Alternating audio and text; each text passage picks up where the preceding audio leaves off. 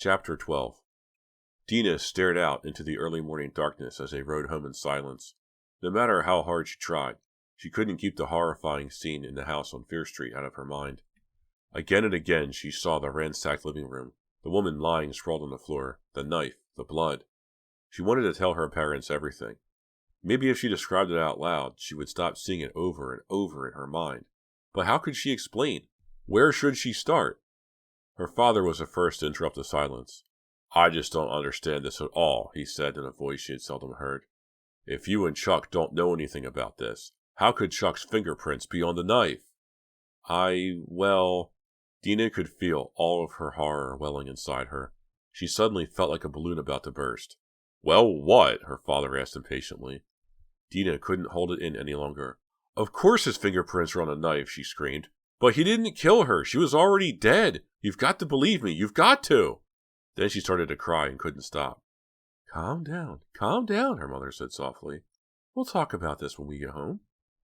Her father continued to drive, staring straight ahead through the windshield, his eyes hard and cold in the rearview mirror. Despite the hour, Jade came over as soon as Dina called her. "Maybe the two of us can explain it to my parents," Dina said, opening the door for Jade. "I don't think I can do it by myself." For once, Jade looked terrible. Her eyes were red. She was as pale as a ghost. The old sweater she had thrown on had a hole in it and a stain on one sleeve. "Is Chuck really in jail?" she whispered to Dina as they headed into the kitchen to face Dina's parents. "Yes, he was 18 on his last birthday. That means they can try him as an adult." "But he's innocent," Jade cried. "What about bail? Can't your father get him out?" "There's no bail for murder suspects," Dina replied. Murder. She couldn't believe she was saying that word out loud. "You've got to help me," Dina said, squeezing Jade's hand. "You've got to help me convince my parents." They walked into the brightly lit kitchen. Mr. and Mrs. Martinson greeted Jade without smiling. Mrs. Martinson poured her a cup of coffee. "Okay, you're both here," Mr. Martinson said, grim-faced. "Begin at the beginning." Fighting back tears and sipping coffee with trembling hands, Dina and Jade told her parents everything. They started with the phone calls. They ended with their visit to Fear Street and the terrifying car chase that followed. For a long while after they had finished, Dina's parents didn't say anything. They contemplated the floor, shaking their heads. "Do you mean to say that this whole thing began with a prank phone call?" Mr. Martinson said at last. "And it ended in a murder," Jade said sadly, her voice a whisper. "But the two aren't connected," said Dina, sighing miserably. It was hard to believe that those silly calls to Rob Morrell and the others had started only 2 weeks earlier. It seemed more like 2 years. "We didn't mean any harm, Mrs. Martinson," Jade said. "It was just something to do. A fun way of putting on some of the boys at school." "I just don't understand. Then how did Chuck get involved in it?" asked Dina's mother. "He happened to overhear one of our conversations," said Jade. "And then he, made some prank phone calls himself. But that isn't even how he happened to call the Farmerson's number." "What do you mean?" asked Mr. Martinson. "Well, you see, there was this bat," Dina said. "A bat?" cried her mother, exasperated. "Dina, will you please try to make some sense?" Dina sighed. She knew how lame the whole thing sounded, and if her parents wouldn't believe her, how could she expect the police to? "It's obvious the girl is trying to protect her brother," Detective Monroe whispered to Detective Frazier, loud enough for Dina to hear. It was late Sunday afternoon. Dina and Jade had just told the whole story again, from the beginning, but from the expressions on the detectives' faces, it was obvious that they only believed parts of it, the parts that seemed the worst for Chuck. "Let's go over this again," said Detective Frazier. "When did Chuck make the threatening phone calls? Before or after he made the bomb threat?" "You make it sound so terrible," said Dina, trying not to cry again, trying to maintain control. "But it was just a prank, and he didn't make all that many calls." "Even one bomb threat is a serious matter," observed Detective Frazier. "And you say he used the name The Phantom of Fear Street on 1 or 2 calls," said Dina. "Someone using that name called 911 right after the break-in at the Farmersons," Frazier said. "That was Chuck," said Jade. "Why did he use that name?" asked Frazier. "If he hadn't done anything wrong, why didn't he say who he was?" "Because we've told you!" Dina was so exasperated she felt like screaming.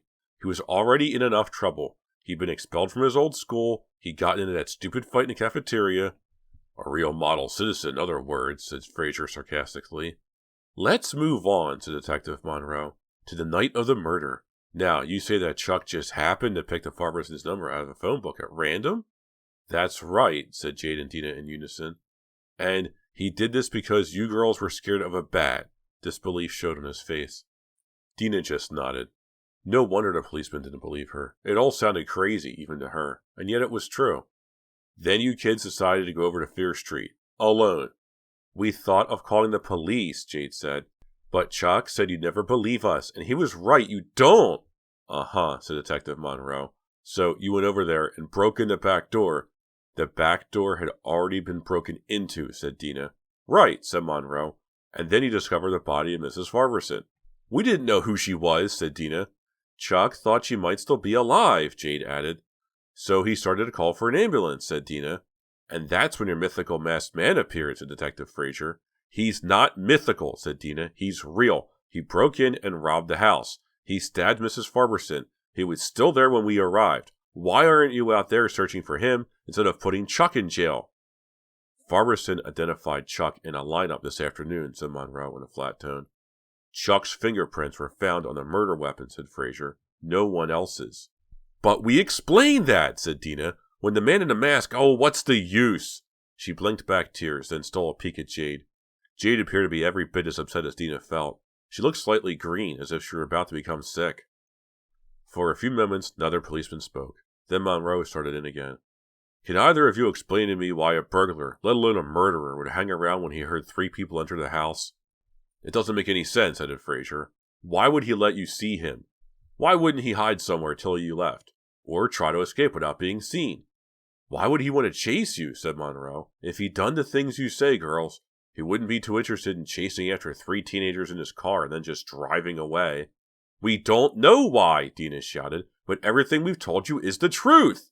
Detective Monroe sighed. Listen to me, Dina, Jade. Loyalty is wonderful. I try to teach it to my own kids, but loyalty is no virtue when it causes you to lie to protect someone bad. Now, we understand that you want to help Chuck, but this crazy story can't do him any good at all.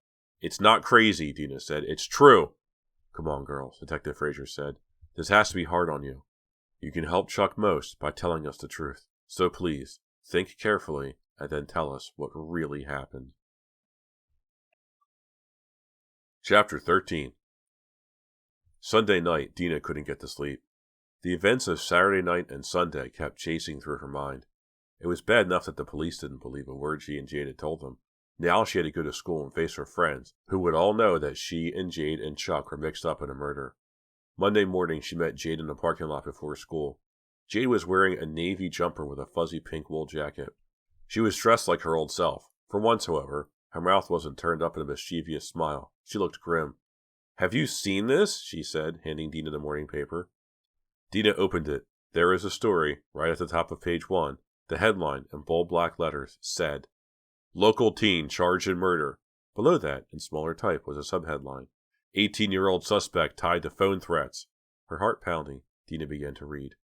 Charles A. Martinson, the son of local telephone executive Albert B. Martinson, was arrested at his home early Sunday morning and charged with the stabbing murder Saturday night of Edna Lemley Farmerson, 45. Mrs. Farmerson, who moved to Shadyside only 6 months ago, was found by her husband, Stanley, 46, in their ransacked house at 884 Fear Street.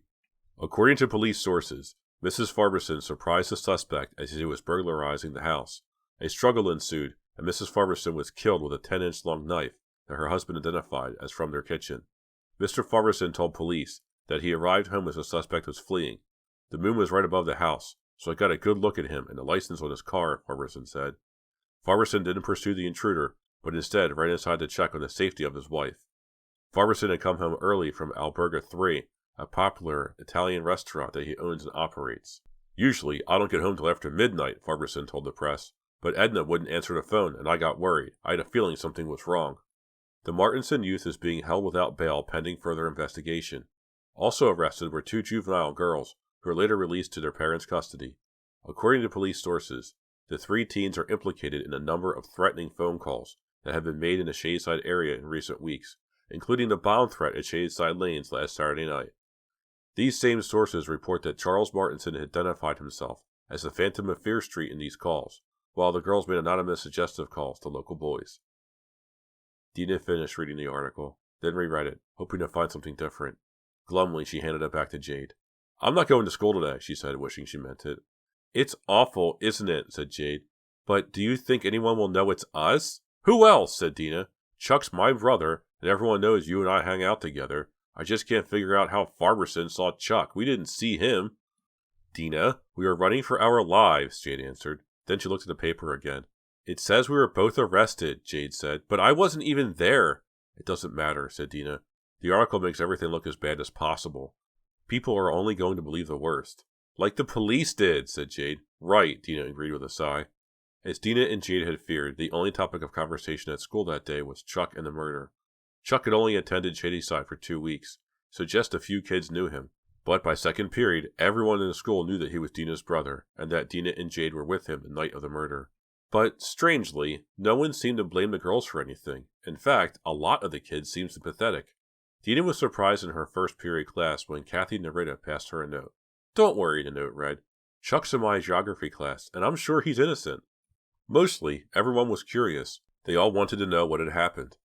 Dina didn't know how Jade was handling it, but she tried to say as little as possible, while still seeming friendly. It got stickier when Lisa Bloom, assistant editor of the school newspaper, cornered Dina between second and third periods. I heard all about your brother, Lisa told Dina. Pretty rough. Yeah, said Dina. Thanks. I'm sure he's completely innocent, though, Lisa went on. Of course he is, said Dina.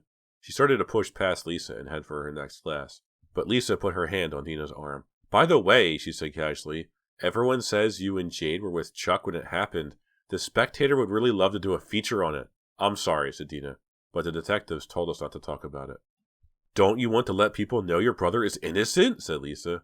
Of course I do, said Dina. But every time I try to help him, I end up making things worse. Please, Lisa, don't push me.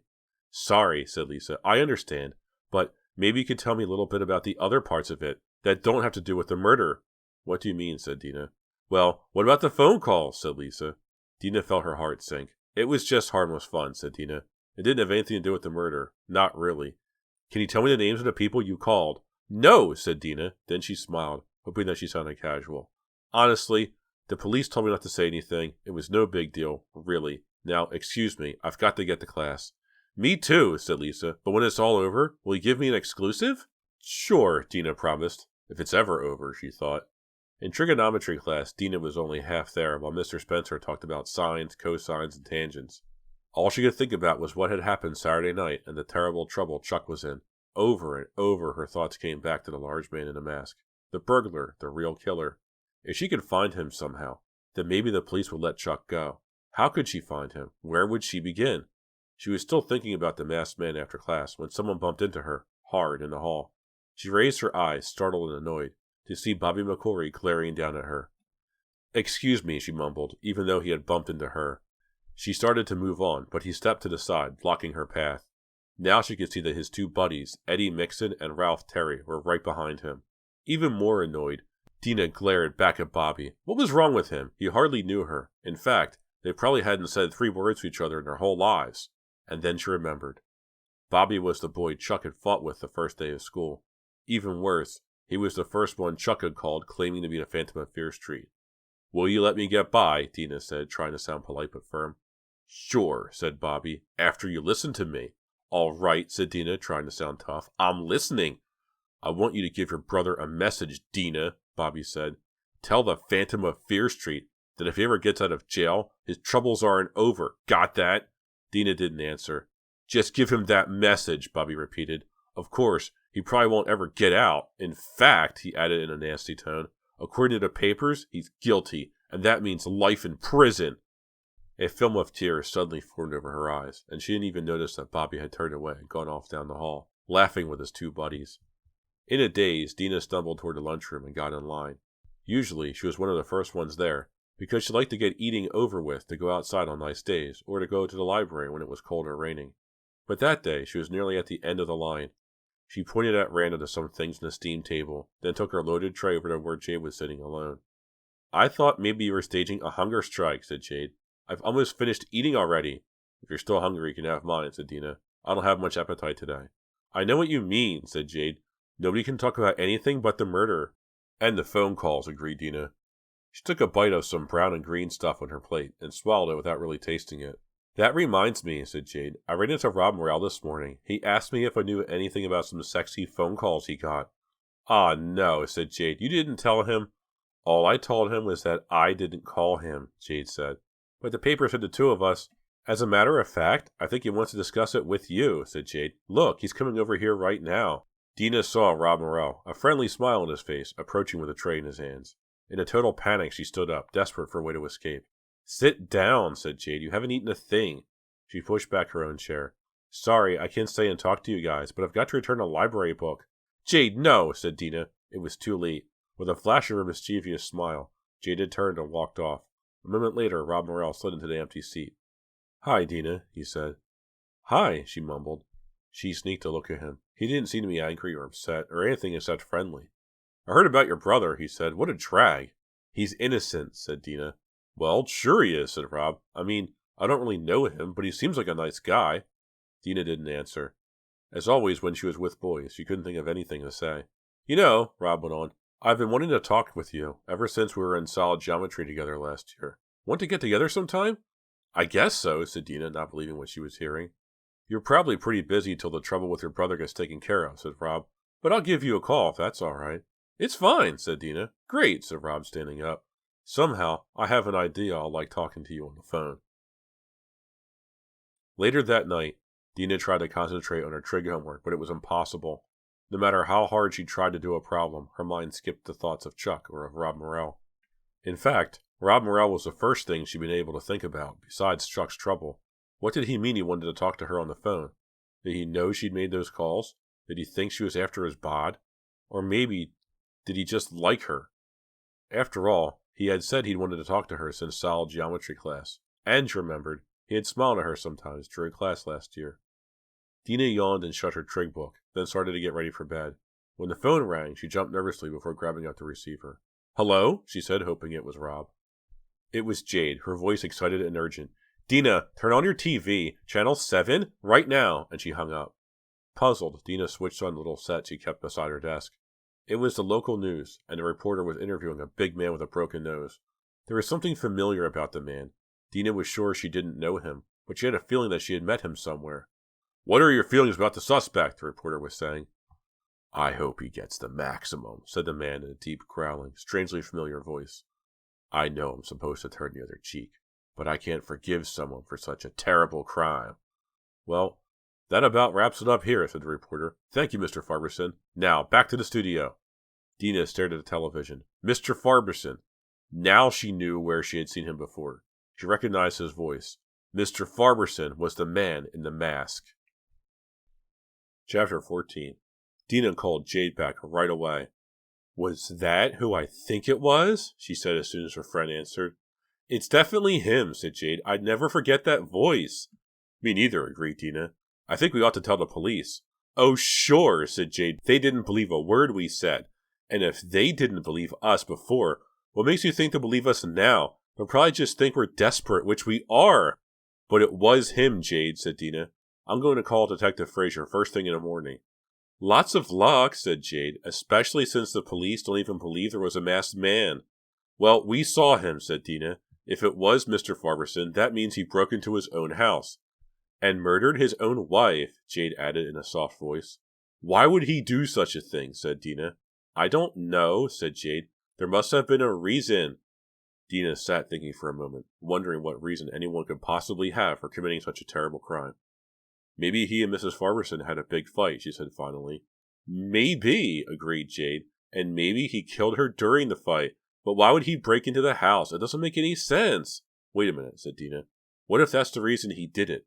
Huh? Said Jade. You lost me on that last turn. Well, what if he broke into the house to make it look as if a burglar did it? What if it was all part of the plan to kill his wife? Jade was silent for a moment. I see what you mean, she said, but why would he want to kill her? I don't know, said Dina, but I'm sure the police can find out, and then they'll have to let Chuck go. I guess so, Jade said doubtfully. Sure they will. You'll see. And then we can forget about this whole thing and start living normal lives again. If the police listened to me, she thought, and somehow she didn't feel as sure of that as she sounded. Now, let me get this straight, Detective Fraser said slowly. It was early the next morning, and Dina had intended to leave the detective a message, but he had answered his own phone. You and your friend both contend that the masked man you claim to have seen at the Farmerson's place was actually Mr. Farmerson, Fraser went on. We're positive, said Dina. When we saw him on TV last night, we both knew, instantly from his voice. It couldn't be anyone else. His voice, Fraser repeated dryly.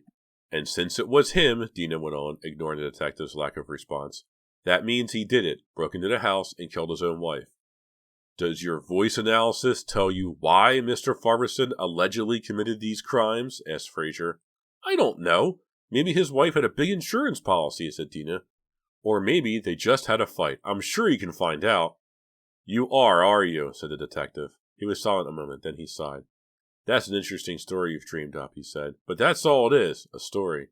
For your information, Mr. Farmerson is a respected businessman in this town. I understand your desire to divert suspicion from your brother, but we're not buying all tall tales today. Dina hung up the phone, feeling sick. Jade had been right. The police wouldn't listen to them.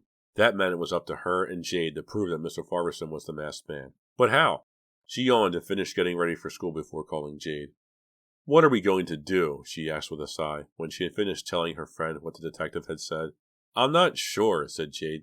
Meet me at my locker before lunch? I think I'm getting an idea. Just before lunch, Dina found Jade bent over her locker, stuffing 2 huge boxes into the tiny space. Hi, Jade said, looking up. We definitely ought to campaign for bigger lockers. What in the world have you gotten there? Said Dina. Props, said Jade. Props?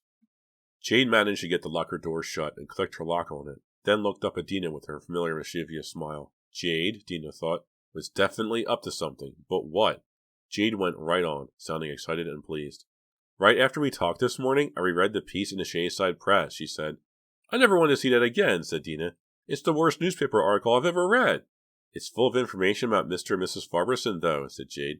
For instance, it says that he owns and operates the Alberga 3. So, said Dina. So, said Jade. What better place to find out more about Mr. Farmerson than the place where he works? You mean, go into the Alberga and talk to him, said Dina. Are you crazy? Some people think so, said Jade, but this idea is smart. Look, Dina, he's the owner and manager. The article said he came home early Saturday night. That means he's probably not there during the day. I'm beginning to catch on, said Dina. Right, said Jade. We'll drive over there right after school gets out. My dad's out of town, so I have the vet. We'll just poke around, see if we can find out anything. I don't know, said Dina. It still sounds kind of dangerous. What if he comes in early? Don't forget he knows who we are. True, said Jade, but he thinks I'm a redhead with long hair and you're a blonde with a layered cut. We are, said Dina, beginning to feel exasperated. But we won't be this afternoon, said Jade. She gestured toward her closed locker. I stopped by my mother's beauty shop this morning before school and borrowed a couple of wigs. I told her we needed them for a drama club production. She smiled impishly. Believe me, Dina, even our own parents won't know us, let alone Farmerson. Dina met Jade in a drama club room after school. She had left a message for her parents that she had to go to the library. Squinting into the brightly lit makeup mirror, the girls put on the wigs and extra makeup. When they had finished, Dina thought they both looked great. Jade was now blonde with a bubble cut and a green eyeshadow, while Dina had curly auburn hair and a frizz. Jade dotted a beauty mark on Dina's cheek with an eyebrow pencil. We both look at least 18 now, said Jade. Come on, this will be a snap. The Alberga 3 was a few miles away, in the old village. Jade had never been in it, but knew her parents ate there sometimes. Despite the disguises, Dina felt a nervous knot beginning to grow in her stomach as Jade pulled her red Corvette into the parking place right in front of the Alberga. I don't know, Jade, she said. Maybe this isn't such a good idea. Listen, said Jade, we have no choice. No one will believe us. We've got to get Chuck out of this mess. Now just follow my lead. The Alberga 3 wasn't open for lunch, so the dining room was nearly empty. It was dark and cool looking, with big booths and banquets covered in a dark velvety cloth. On one wall was a large mural of Italy, and candles burned in glass holders at each table. Let's just order a pepperoni pizza to go, Dina cracked to break the tension. Get real, said Jade. Now remember, keep your mouth shut and let me do the talking. After a moment, a tall, dark-haired woman came over to greet them. She was dressed in a white silk blouse and calf-length green skirt. She was as elegant as the restaurant. May I help you? She asked. We're here to apply for jobs, said Jade. The woman looked at the girls, not hiding her surprise. Did the agency send you? She said. That's right, said Jade. But there's only one opening, the woman objected. Mr. Farmerson can't use more than one assistant. I'm the one applying, said Jade. My friend just came along to keep me company. I thought you said, oh, never mind, said the tall woman. You look a little young, but we're fairly desperate since Miss Morrison quit last week. You do take dictation and do bookkeeping? Absolutely, said Jade. Then come with me, said the woman. You can fill out the forms in the office. Jade turned and winked at Dina. Then both girls followed the tall woman through the restaurant kitchen into a small corridor. The woman knocked on a closed door, then called, Mr. Farmerson. I thought he worked at night, said Jade in a panic-sounding voice. He has to get an early start, said the woman. In fact, that's one reason we need an assistant at night. She knocked again. Dina and Jade exchanged a quick glance. Dina got ready to turn and run in the opposite direction, but before she could do anything, the door opened. There stood the man with a broken nose, the man identified on television as Mr. Farmerson. The man that both Dina and Jade knew was the masked man. Yeah, he said in his low voice. One of these young women is here to apply for Linda's job, said the woman. The agency sent her. Oh, yeah, said Mr. Farmerson. He looked at Jade, hard, then turned and looked at Dina. Dina felt as if her heart had stopped beating. Farmerson took his time looking both girls up and down. Then he spoke again. How old are you girls? He said. I'm 19, said Jade. I have a business certificate from the commercial school. Oh, yeah, said Farmerson. Dina was beginning to find his limited vocabulary annoying.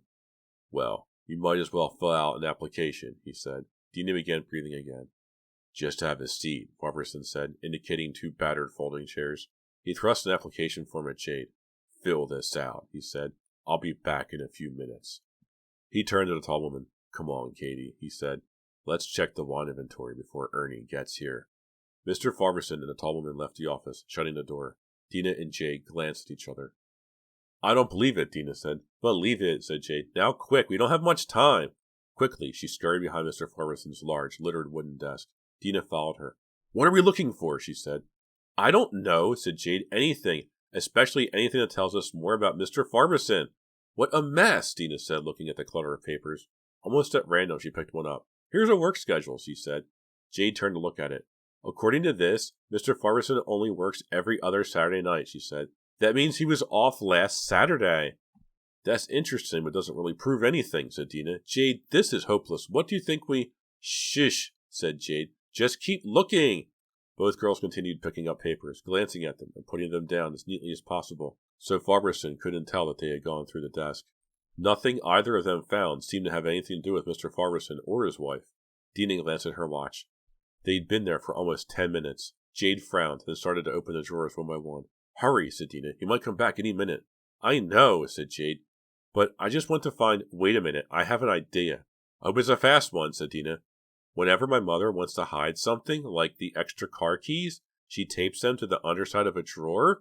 She began pulling the drawers out again and feeling along the undersides with her fingers. Hurry, whispered Dina, wondering how old you had to be to have a heart attack.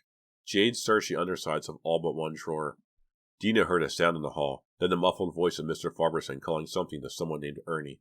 Jade!